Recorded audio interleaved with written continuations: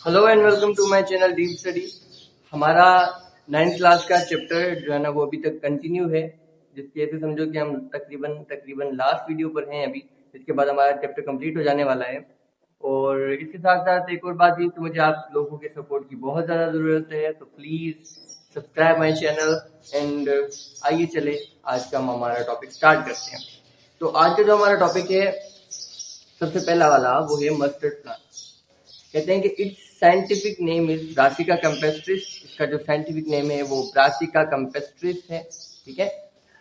और ये लाइन मैंने इसलिए लगाई कि आपको एक बात मैं खुद बताता भी चलूं कि जो भी साइंटिफिक हमेशा नेम होता है, अगर हम उसको हैंड रिटन लिख रहे हैं, ठीक है, तो फिर उसके नीचे हमेशा एक लाइन लगा दी जाती है। इससे ये साबित होता है कि ये एक साइंटिफिक नेम है, ये रूल है साइंटिफिक नेम लिखने का, ठीक है। इसके बाद आगे चलते हैं। कहते हैं इट इज कॉमनली और लोकली कॉल्ड एज सरसों। इसे लोकली जो है ना वो सरसों बोला जाता है, आपने सुना ही होगा। कहते हैं इट इज मल्टी सेल्यूलर। ये मल्टी सेल्यूलर है, यानी मैनी सेल से मिलकर बना हुआ है। यहाँ पर एक और टॉपिक, एक और पॉइंट मैं आपको बता दूं कि इट इज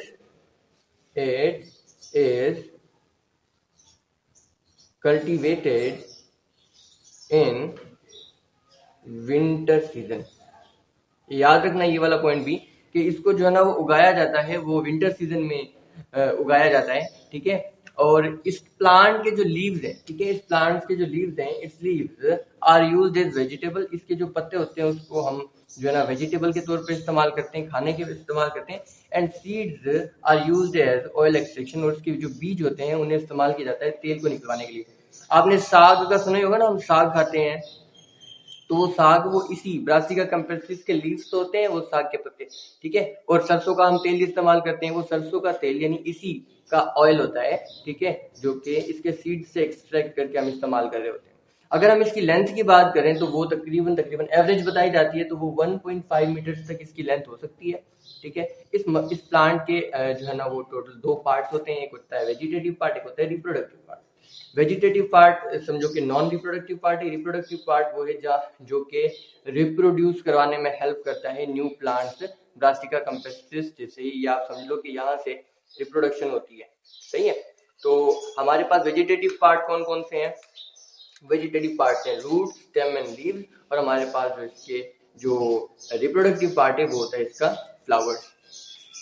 थोड़ा सा इसके अगर डायग्राम को देखें, वैसे तो जो इसके जो फ्लावर होते हैं वो बता दूं मैं आपको, वो होते हैं येलो कलर के, बट यहाँ पर मैंने जो है ना वो रेड बनाए। तो आप इस बात का रखना कि जो ब्रासिका कैम्पेस्ट्रिस के जो फ्लावर होता है वो येलोइश इन कलर होता है। ये आप इसका फ्लावर देख सकते हैं, ये फ्रूट है, ठीक है। इसके जो यंग लीव्स होते हैं ना वो मोस्टली ग्रीन ग्रीन होते हैं।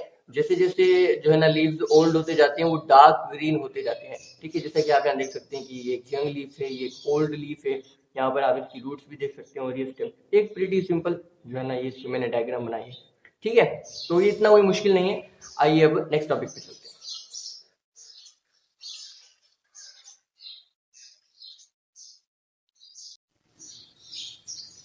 हाँ जी, हाँ जी। तो नेक्स्ट टॉपिक है हमारा फ्रॉग। फ्रॉग का जो साइंटिफिक नेम है वो है हमारे पास Rana tigrina. Rana tigrina is the scientific name of, याद रखना है, स्पॉटेड फ्रॉग। स्पॉटेड फ्रॉग का जो साइंटिफिक नेम है वो है राना टिग्रीना। फ्रॉग भी हमारे पास मल्टी सेल्यूलर होते हैं। ये एम्फीबियस इन नेचर है। एम्फीबियंस का मतलब होते हैं ऐसे ऑर्गेनिजम्स को एम्फीबियस कहते हैं जो लैंड पर भी रहें और वाटर में भी रह सकें, कि उनके अंदर दोनों प्रॉपर्टीज हो, ठीक है। Body is divided into head and trunk. इसकी जो बॉडी है उसके 2 पार्ट्स हैं, एक होता है हेड, एक होता है ट्रंक, ठीक है। इसके अंदर एक चीज एब्सेंट है, आपने देखा, वो होती है नेक। नेक इसके अंदर क्या है, एब्सेंट होती है। उसके बाद body is made up of different organ. इसकी बॉडी में बहुत सारे मुख्तलिफ ऑर्गन होते हैं, ठीक है। इसके अंदर आप कह सकते हैं कि इसके अंदर बहुत सारे टिश्यूज भी हैं, इसके साथ साथ एपिथेलियल टिश्यू एंड काफी सारे दूसरे किस्म के टिश्यूज भी, स्मूथ मसल्स भी होंगे इसके अंदर। और इसके अंदर काफी सारे ऑर्गन्स भी हैं, लाइक इसके अंदर हार्ट होगा, इसके अंदर जो है ना वो स्मॉल इंटेस्टाइन, लार्ज इंटेस्टाइन होंगी, ठीक है। इसका स्टमक भी होगा। इसका तकरीबन डाइजेस्टिव ट्रैक्ट जो है वो ह्यूमन से मिलता जुलता होता है, सही है। तो इसके बाद अगर हम इसको देखें कि भाई ये हमें मिलेगा कहाँ, लाइक ये बीचेस में पाया जाएगा आपको, पूल्स में, रुके हुए पानी यानी स्टेगनेंट वाटर में, स्लो, अगर स्लो बहता हुआ पानी है लाइक रिवर है तो उसमें भी ये वहां पर प्रेजेंट हो सकते हैं। हाँ, अगर इसके खाने की बात करें तो जो है ना ये खाता है स्मॉल इंसेक्ट्स को, लाइक हाउस फ्लाई हो गई, ठीक है। क्या क्या खाएगा ये? हाउस फ्लाई को खाएगा, ठीक है, बटरफ्लाई को खाएगा। कौन?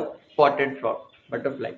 इस तरह के मतलब इंसेक्ट्स को ये हमारे पास स्पॉटेड फ्रॉग खाता है। अच्छा, इसको स्पॉटेड फ्रॉग क्यों बोल रहे हैं? इसको स्पॉटेड फ्रॉग इस वजह से बोल रहे हैं, अगर आप इस डायग्राम को देखो तो इसके अंदर इस फ्रॉग के ऊपर ये ब्लैक पैचेस नजर आ रहे हैं ना, ये नजर आ रहे हैं, ये ब्लैक ब्लैक, इन्हें स्पॉट्स बोलते हैं, ठीक है। अब इस फ्रॉग के ऊपर होते हैं ये स्पॉट्स, इसी वजह से इसका नाम पड़ गया स्पॉटेड फ्रॉग, ठीक है।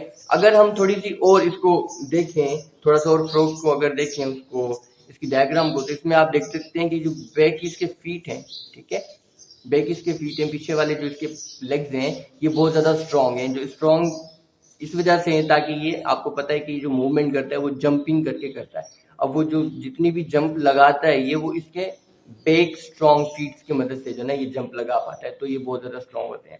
और इसके जो इनके जो फीट होते हैं ना वो वेब्ड होते हैं, ठीक है। मतलब जैसे हमारा हाथ है तो यहाँ पर इनके यहाँ पर ना मेम्ब्रेन होगी, इनके फिंगर के बीच में मेम्ब्रेन होंगी, तो उसे बोलेंगे वेब्ड फीट है। अब वो वेब्ड फीट इनको जब ये पानी में रहते हैं तो वो इनको तैरने में मदद देते हैं। इसके साथ साथ ये सुन भी सकते हैं बहुत अच्छे तरीके से, तो इनका जो है ना वो ईयर्स भी होते हैं, आईज भी होती हैं, जो थोड़ी सी आप समझेंगे उभरी हुई होती हैं, स्कल से थोड़ा सा बाहर की तरफ थोड़ा डोम शक्ल बना के होती हैं। इनके नोस्ट्रिल्स भी होते हैं, और इनका आप देख सकते हैं कि ये इतना पार्ट हेड है और ये ट्रंक है, इसकी कोई भी किसी भी किस्म की नेक नहीं होती।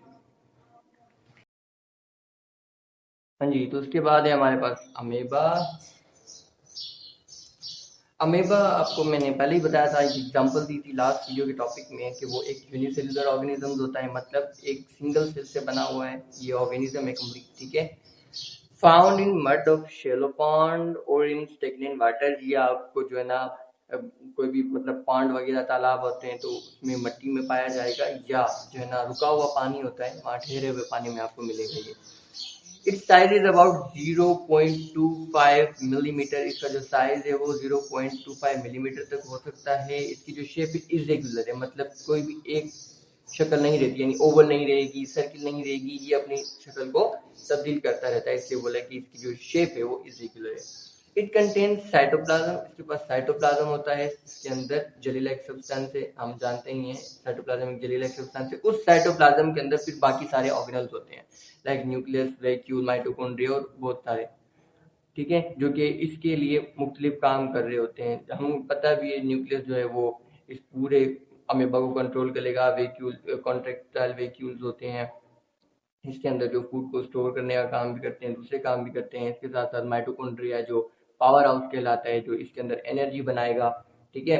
और ये ज़ाहिर मूवमेंट भी तो करते होंगे ना, ऑर्गेनिज्म है, तो ये मूव करते हैं अपने फाल्स फीट के जरिए। ओरिजिनल फीट तो नहीं कह सकते ना, क्योंकि यूनिसेल्युलर ऑर्गेनिज्म है, ये फाल्स फीट के जरिए मूवमेंट करते हैं, जिन्हें जो है ना वो सूडोपोडिया कहा जाता है। वो भी इनकी मेम्ब्रेन के बाहर ऐसे प्रेजेंट होते हैं, ठीक है। अगर आप इसकी डायग्राम को देखो तो आप देख सकते हैं कि मेम्ब्रेन है, ये माइटोकॉन्ड्रियाज हैं, न्यूक्लियस भी यहाँ पर प्रेजेंट है, लाइसोसोम है, फूड वैक्यूल है, तो ये सारे के सारे इनके अंदर प्रेजेंट है सेल ऑर्गेनल्स, जो कि इसमें मुख्तलिफ मुख्तलिफ काम जो है ना वो सर अंजाम दे रहे होते हैं। तो उसके बाद है वॉल्वॉक्स।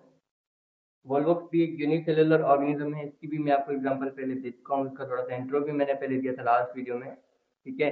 उसके बाद ये यूनिसेलुलर एक सेल से बना हुआ है, और इसके साथ साथ ये जो है वो कॉलोनीज बना के रहते हैं, अलग अलग नहीं रहते, रहते हैं ये एक साथ ही, बट एक दूसरे पे डिपेंडेंट नहीं होते। हर कोई अपना खाना खुद बना रहा होता है, वो कैसे बनाते हैं वो मैं आगे बताता हूँ, ठीक है। ये हमें कहाँ मिलेंगे? फ्रेश वाटर के अंदर ये हमें मिलेंगे। इनके बारे में जो सबसे पहले हमें बताया था वो एक साइंटिस्ट ने बताया था, जिनका नाम है एंटोनी वान लेवेनहोक, कि ये भी कोई ऑर्गेनिज्म है और ये एग्जिस्ट करते हैं। और ये इनको इनके बारे में बताया गया था इन 1700 में, ठीक है।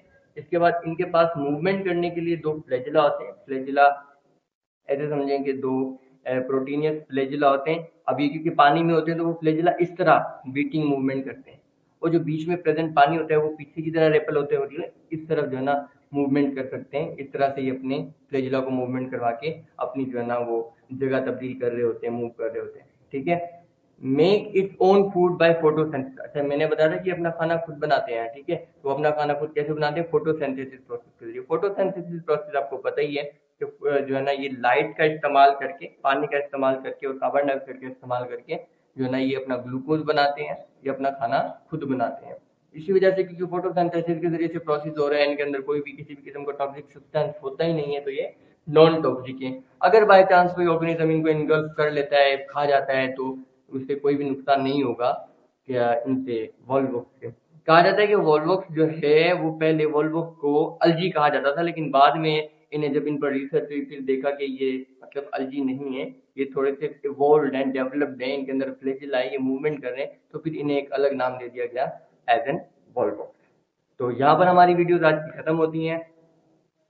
अगर आपको किसी भी किस्म का क्वेश्चन हो तो आप मुझसे कमेंट करके पूछ सकते हैं, and don't forget to subscribe my channel. मुझे आपके सपोर्ट की बहुत ज़्यादा ज़रूरत है, तो प्लीज़ सब्सक्राइब करें, लाइक करें और अपने दोस्तों के साथ शेयर करें, ताकि मैं आपके साथ और भी ज़्यादा वीडियो इस तरह की शेयर करता रहूँ।